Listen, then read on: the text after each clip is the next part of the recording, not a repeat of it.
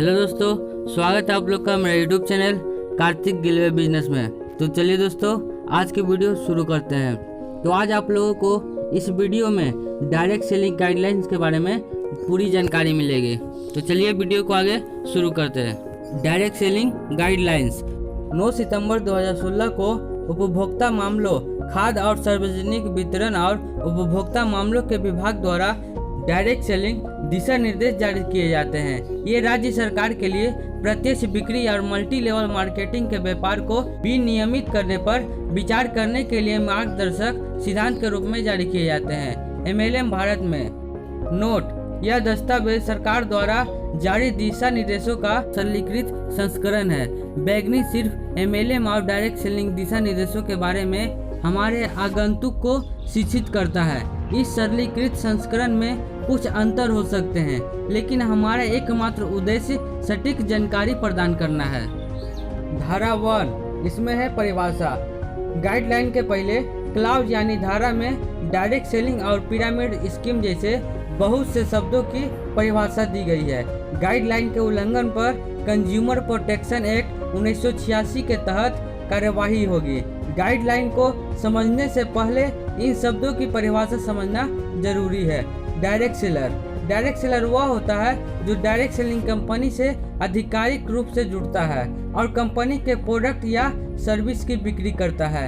Direct seller को आप company का प्रतियोगी कर सकते हैं। इसके बाद है network of direct seller. Direct seller network में बहुत से लोग किसी कंपनी से बतौर डायरेक्ट सेलर अलग अलग लेवल पर जुड़े होते हैं। जैसे कोई व्यक्ति किसी को अपनी कंपनी में बतौर डायरेक्ट सेलर लाता है तो वो दोनों एक नेटवर्क का हिस्सा है। बस नेटवर्क में कोई ऊपर तो कोई नीचे होता है। इसके बाद है डायरेक्ट सेलिंग। मार्केटिंग, डिस्ट्रीब्यूशन और प्रोडक्ट या सर्विस को बेचना डायरेक्ट सेलिंग के अधीन आता है। इसके बाद है direct selling entity. Direct selling company को ही डायरेक्ट सेलिंग एंटिटी कहते हैं, जो कि पिरामिड स्कीम में ना आती हो और पूरी तरह से प्रोडक्ट या सर्विस आधारित हो। उसके बाद है प्रोडक्ट या सर्विस। तो प्रोडक्ट या सर्विस बेचने लायक होनी चाहिए, जो एक्सपायर ना हो, वही समय और जगह के अनुसार बेची जा सके। प्रोडक्ट या सर्विस पर ही डायरेक्ट सेलिंग कंपनियां चलती है। प्रोडक्ट या सर्विस की कीमत क्वालिटी अनुसार होनी चाहिए। उसके बाद है कूलिंग ऑफ पीरियड।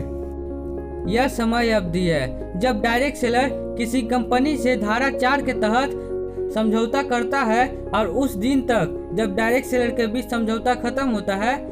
इस बीच डायरेक्ट सेलर कोई भी आपराधिक मामला किए बिना समझौता खत्म करता है। उसके बाद है पिरामिड स्कीम।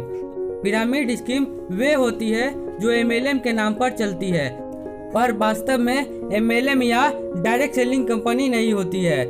पिरामिड स्कीम गैर कानूनी होता है। पिरामिड स्कीम में और लोगों को जोड़ने पर निश्चित राशि देने का नियम होता है। Pyramid scheme direct selling company की तरह प्रोडक्ट या सर्विस आधारित नहीं होती है। उनका प्रोडक्ट या सर्विस सिर्फ दिखाने के लिए होता है। उसके बाद है कंज्यूमर, मतलब उपभोक्ता वो होता है जो कंपनी के प्रोडक्ट या सर्विस को इस्तेमाल करता है। उपभोक्ता को कंपनी से डायरेक्ट सेलर जोड़ता है और कोई भी उपभोक्ता डायरेक्ट सेलर बन सकता है। उसके बाद है डायरेक्ट सेलिंग कंपनी के गुण। डायरेक्ट सेलिंग गाइडलाइंस के अनुसार अगर कंपनी में ये गुण नहीं है तो यह MLM डायरेक्ट सेलिंग के अधीन ना आकर पिरामिड स्कीम कही जाएगी। तो ये नंबर है, कंपनी में पहले से निश्चित नहीं होना चाहिए कि इतने लोगों को ज्वाइन करवाने पर इतना पैसा दिया जाएगा। अगर कंपनी पहले ही ये बताती है तो वह पिरामिड स्कीम है, क्योंकि रेफरल इनकम नीचे जुड़ने वाले लोगों की बिक्री पर निर्भर करती है। उसके अनुसार कुछ प्रतिशत मुनाफा तय होता है, इसलिए पहले से कोई अनुमान नहीं लगा सकते हैं कि नया डायरेक्ट सेलर कितनी बिक्री करेगा। उसके बाद है B नंबर। कंपनी अपने डायरेक्ट सेलर से निश्चित रूप से प्रोडक्ट या सर्विस की बिक्री की उम्मीद नहीं कर सकती है। यह डायरेक्ट सेलर पर निर्भर करता है कि वह कितनी बिक्री कर सकता है, इसलिए कंपनी मात्रा और राशि अनुसार निश्चित बिक्री हर डायरेक्ट सेलर के लिए तय नहीं कर सकती है। उसके बाद C नंबर है, कंपनी अपने डायरेक्ट सेलर से किसी भी तरह की फीस किसी भी नाम से नहीं ले सकती है।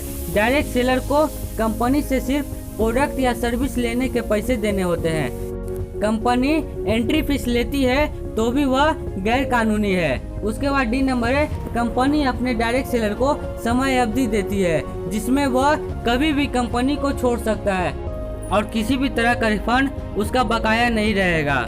उसके बाद है ई नंबर, डायरेक्ट सेलर के कहने पर कंपनी को प्रोडक्ट या सर्विस को वापस लेना पड़ेगा अगर प्रोडक्ट या सर्विस बेचने योग्य रहती है। उसके बाद एफ नंबर है, वही कंपनी को डायरेक्ट सेलर और उपभोक्ता से आने वाली शिकायतों और समस्याओं का सुझाव जल्द से जल्द करना होगा।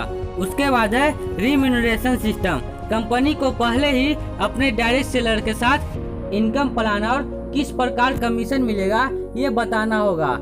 कंपनी को पहले ही किस तरह और कितना पे आउट है इस पर पूरी जानकारी देनी होगी। इसमें ए नंबर है, कंपनी पहले से निश्चित नहीं कर सकती है कि इतने लोगों को जोड़ने पर इतना पैसा मिलेगा। ऐसा करने वाली कंपनी पिरामिड स्कीम है। बी नंबर है, डायरेक्ट सेलिंग की प्राथमिक कमाई उनके और उनके नेटवर्क के द्वारा किए जाने वाली प्रोडक्ट और सर्विस की बिक्री पर ही होनी चाहिए। सी नंबर है, कंपनी के डायरेक्ट सेलर को कितना कमीशन किस प्रोडक्ट की कितनी बिक्री पर मिलेगा पूरा प्लान पहले से ही बताना होगा। इसके बाद है धारा 2, डायरेक्ट सेलिंग बिजनेस की स्थापना के लिए शर्तें। किसी भी डायरेक्ट सेलिंग कंपनी के शुरू होने के 90 दिनों में इन शर्तों और प्रक्रिया को पूरा करना होगा। एक नंबर है, कंपनी को सबसे पहले भारत सरकार के अंतर्गत रजिस्टर करना होगा। उसके बाद 2 नंबर है, कंपनी को अपने लीडर और डायरेक्ट सेलर के लिए एक मीटिंग करनी होगी जिसमें उसे कंपनी की सारी जानकारी बिजनेस प्लान के साथ सटीक ढंग से समझानी होगी जिससे वे डायरेक्ट सेलर नए डायरेक्ट सेलर को समझा सके। उसके बाद 3 नंबर है, कंपनी को अपने डायरेक्ट सेलर के सारे अधिकार और कर्तव्य बताने होंगे। उसके बाद 4 नंबर है, कंपनी को अपने डायरेक्ट सेलर की सारी बकाया राशि को चुकाना होगा। उसके बाद 5 नंबर है, कंपनी की डायरेक्ट सेलर को प्रोडक्ट या सर्विस ना बिकने पर रिफंड प्रक्रिया की जानकारी देनी होगी जिसमें कंपनी वापस प्रोडक्ट लेगी और पैसा देगी जो कि डिस्ट्रीब्यूशन के 30 दिन तक ही मुमकिन है। उसके बाद 6 नंबर है, कंपनी की डायरेक्ट सेलर को एक कूलिंग ऑफ समय बताना होगा जब डायरेक्ट सेलर प्रोडक्ट या सर्विस वापस देना चाहता हो और वो प्रोडक्ट कूलिंग ऑफ अवधि में खरीदा गया हो। उसके बाद 7 नंबर है, कंपनी के प्रबंधक और अध्यक्ष पदों पर मौजूद लोगों में किसी पर भी दंडनीय अपराध का मामला पिछले 5 साल तक किसी भी कोर्ट में ना रहा हो। उसके बाद है 8 नंबर, कंपनी का अपना राज्य में क्षेत्राधिकार कार्यालय होना जरूरी है जहां से सभी प्रोडक्ट या सर्विस का लेन देन व समस्याओं का निवारण हो। उसके बाद है धारा 3, डायरेक्ट सेलिंग बिजनेस चलाने के लिए शर्तें। तो 1 नंबर है, कंपनी द्वारा उपलब्ध कराए जाने वाले प्रोडक्ट या सर्विस के पहचान की जिम्मेदारी मालिक, ट्रेडमार्क चिन्ह, सेवा चिन्ह और अन्य पहचान चिन्ह के लाइसेंस धारक की होगी। उसके बाद 2 नंबर है, कंपनी को अपने डायरेक्ट सेलर के लिए पहचान पत्र जारी करना होगा। उसके बाद 3 नंबर है, कंपनी को स्वयं या इलेक्ट्रॉनिक माध्यम से अपने बिजनेस के प्रोडक्ट या सर्विस, संपर्क सूत्र, कीमत, इनकम प्लान और डायरेक्ट सेलर की पूरी जानकारी रखनी होगी। इसमें आपको ए नंबर है, कंपनी को समय समय पर अपने डायरेक्ट सेलर की जानकारी अपडेट करनी होगी और संभालनी होगी। और बी नंबर है, डायरेक्ट सेलर की जानकारी में सत्यापित पता, प्रमाण पत्र, पहचान पत्र और पैन की जानकारी शामिल होनी चाहिए। उसके बाद 4 नंबर है, कंपनी की खुद की वेबसाइट होनी चाहिए जिसमें कंपनी के संपर्क सूत्र, प्रबंधक, प्रोडक्ट और प्रोडक्ट की जानकारी, प्रोडक्ट क्वालिटी सर्टिफिकेट, कीमत, इनकम प्लान और कंपनी की नीति होनी चाहिए। इस वेबसाइट के सहारे ही 45 दिन में डायरेक्ट सेलर और उपभोक्ता की समस्या का समाधान होना चाहिए। उसके बाद 5 नंबर है, कंपनी की अपने डायरेक्ट सेलर को कमीशन, बिक्री, बोनस और खरीदी समेत व्यापार की जानकारी समय समय पर देनी होगी। उसके बाद 6 नंबर है, कंपनी की डायरेक्ट सेलर पर मासिक निगरानी रखनी होगी जिसमें कितने खरीदारी हुई इस पर नजर रखी जाएगी। अगर खरीदारी की राशि वेट यानी कि वैल्यू एडेड टैक्स सीमा से ज्यादा होगी तो डायरेक्ट सेलर को वेट भुगतान के लिए सूचित किया जाएगा। उसके बाद 7 नंबर है डायरेक्ट सेलिंग कंपनी। तो इसमें ए नंबर है गलत और अधूरी जानकारी और लालच देकर कंपनी में डायरेक्ट सेलर नहीं ला सकती है। बी नंबर है कंपनी डायरेक्ट सेलर से ऐसे वादे नहीं कर सकती है जिनके पूरे होने की 100% उम्मीद ना हो, यानी कि कंपनी झूठे सपने दिखाकर लोगों को आकर्षित नहीं कर सकती है। उसके बाद सी नंबर है कंपनी डायरेक्ट सेलिंग की अच्छाई को गलत तरीके से और बढ़ा चढ़ाकर नहीं कर सकती है। उसके बाद डी नंबर है कंपनी इनकम प्लान और प्रोडक्ट या सर्विस का भ्रमित बखान नहीं कर सकती है। उसके बाद ई नंबर है कंपनी अपने डायरेक्ट सेलर को भी गलत तरीके से और भ्रमित करके कंपनी को दर्शाने का अधिकार नहीं दे सकती है। उसके बाद है एफ नंबर धोखाधड़ी, जबरदस्ती, अतर्क संगत या गैर कानूनी तरीके से कंपनी और डायरेक्ट सेलर प्रोडक्ट या सर्विस की बिक्री और नए डायरेक्ट सेलर नहीं ला सकती है। उसके बाद जी नंबर है डायरेक्ट सेलर से कोई लाभ उपलब्ध करवाने, एंट्री फीस, नवीकरण फीस या फिर डायरेक्ट सेल के लिए उपकरण लाने के नाम पर कंपनी पैसा नहीं ले सकती है। कंपनी सिर्फ प्रोडक्ट या सर्विस की खरीद पर ही अपने डायरेक्ट सेलर से पैसा ले सकती है। उसके बाद है एच नंबर डायरेक्ट सेलर की कंपनी में किसी को जोड़ने पर पैसा नहीं दे सकती है। कंपनी पैसा नए डायरेक्ट सेलर द्वारा की गई प्रोडक्ट या सर्विस की बिक्री पर ही कुछ प्रतिशत दे सकती है। उसके बाद आई नंबर है कंपनी मासिक रूप से अंशदान या नवीकरण फीस नहीं ले सकती है। उसके बाद अब है 8 नंबर कंपनी अपने डिस्ट्रीब्यूटर और डायरेक्ट सेलर द्वारा बिक्री के लिए इस्तेमाल किए जाने वाले प्रणाली की जिम्मेदार होगी, चाहे उस व्यक्ति को प्रत्यक्ष या अप्रत्यक्ष रूप में जोड़ा गया हो। उसके बाद है धारा 4 डायरेक्ट सेलर और कंपनी के बीच डायरेक्ट सेलिंग पर समझौता। तो एक नंबर है हर कंपनी को अपने डायरेक्ट सेलर के साथ प्रत्यक्ष या अप्रत्यक्ष रूप में एक समझौता करना होगा। ये नंबर है इस समझौते को इंडियन कॉन्ट्रैक्ट एक्ट 1872 के सेक्शन 10 के तहत प्रस्तुत किया जाएगा। बी नंबर है डायरेक्ट सेलर और कंपनी के अधिकार और दायित्व इन दिशा निर्देश के अलावा इंडियन कॉन्ट्रैक्ट एक्ट 1872 के भी अधिकार और दायित्व भी शामिल होंगे। उसके बाद है 2 नंबर यह समझौता लिखित में होगा जिसमें भागीदारी की मुख्य परिभाषा को बताया हो। इसमें ए नंबर है कंपनी डायरेक्ट सेलर को निश्चित इकाई में प्रोडक्ट या सर्विस को निश्चित समय सीमा में खरीदने के लिए मजबूर नहीं कर सकती है। बी नंबर है कंपनी डायरेक्ट सेलर को समय सीमा देगी जिसमें वह खरीदा हुआ प्रोडक्ट या सर्विस को वापस देकर अपना पैसा रिफंड ले सकता है। उसके बाद सी नंबर है कंपनी अपने डायरेक्ट सेलर को नोटिस के साथ समझौता संपादित करेगी जब डायरेक्ट सेलर जुड़ने के बाद 2 साल तक कोई भी प्रोडक्ट या सर्विस की बिक्री नहीं करता है। उसके बाद डी नंबर है कंपनी के पास पूरी नीति होनी चाहिए जिसमें डायरेक्ट सेलर द्वारा खरीदे प्रोडक्ट की बिक्री ना होने पर डायरेक्ट सेलर उस प्रोडक्ट को कंपनी को वापस दे सकते हैं अगर प्रोडक्ट बेचने योग्य रहता है तो। उसके बाद है धारा 5 डायरेक्ट सेलर के कर्तव्य। 1 नंबर डायरेक्ट सेलर बिक्री के समय अपना पहचान पत्र साथ लेकर जाए। वही डायरेक्ट सेलर को बिना नियुक्ति या अनुमति के उपभोक्ता के परिसर में नहीं जाना चाहिए। 2 नंबर है डायरेक्ट सेलर को बिक्री से पहले अपने उपभोक्ता के अनुरोध किए बिना ही खुद की पहचान, कंपनी की पहचान और प्रोडक्ट या सर्विस की जानकारी सत्यता और स्पष्ट रूप में देनी होगी। उसके बाद 3 नंबर है डायरेक्ट सेलर को उपभोक्ता के प्रोडक्ट या सर्विस मूल्य, भुगतान या वापसी या गारंटी की शर्तें और बिक्री के बाद की समस्याओं को स्पष्ट रूप से बताना होगा। 4 नंबर है बिक्री के समय उपभोक्ता को निम्न जानकारी दे।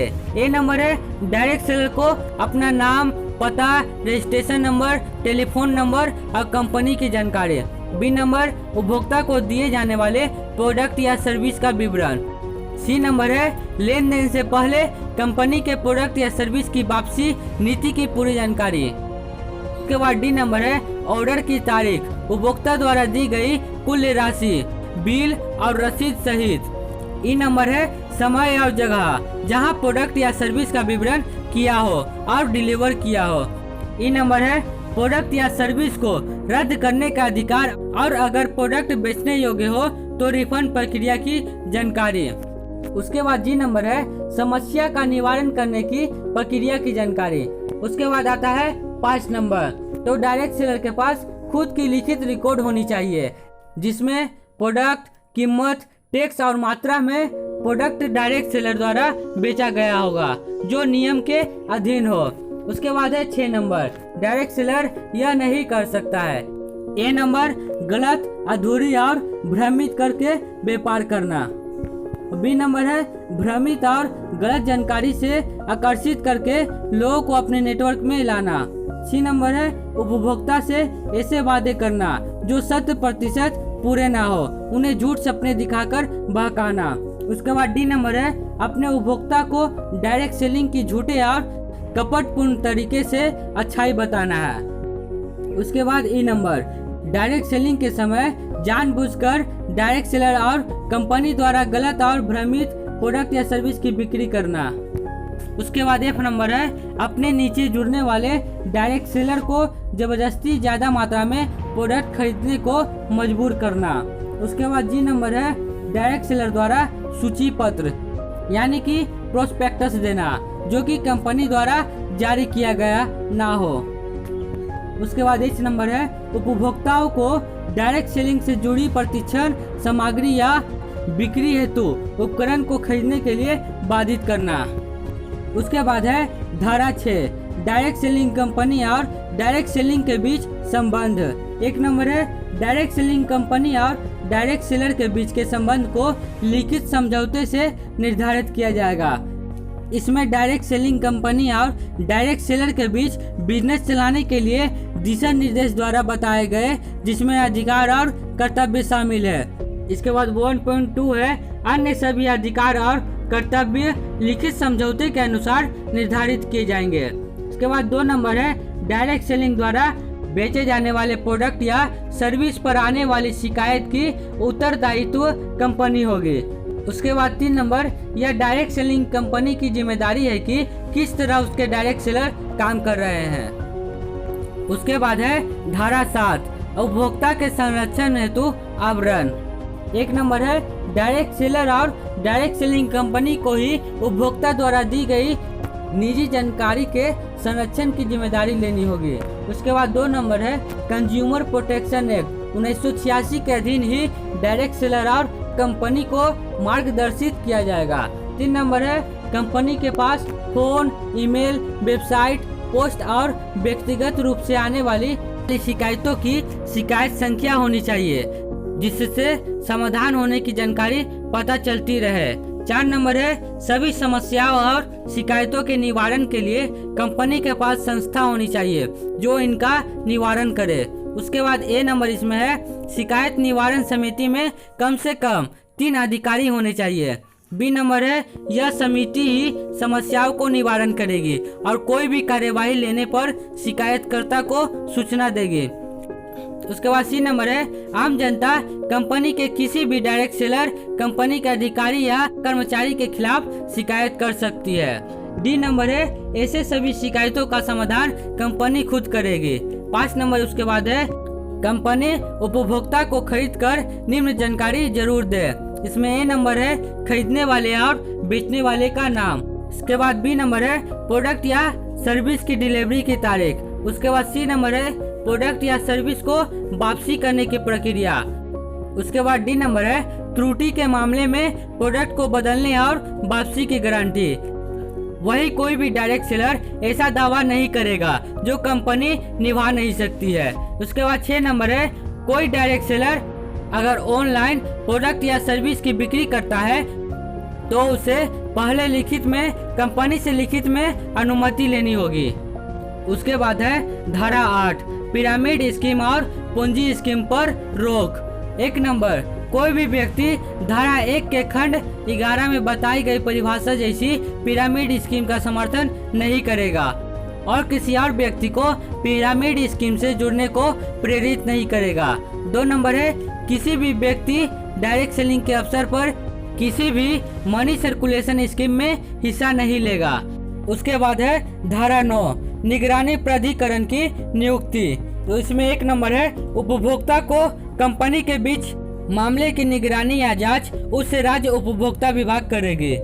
उसके बाद 2 नंबर है राज्य सरकार स्वतंत्र बनाएगी जो कंपनी और डायरेक्ट सेलर द्वारा दिशा निर्देश का पालन की निगरानी रखेगी। उसके बाद 3 नंबर है कंपनी जिस प्रदेश में डायरेक्ट सेलिंग बिजनेस चला रही हो वो उपभोक्ता विभाग को वचन पत्र भेजेगी जिसमें वह दिशा निर्देश पालन करने का वचन देगी और अपने बिजनेस की जानकारी समय समय पर देती रहेगी।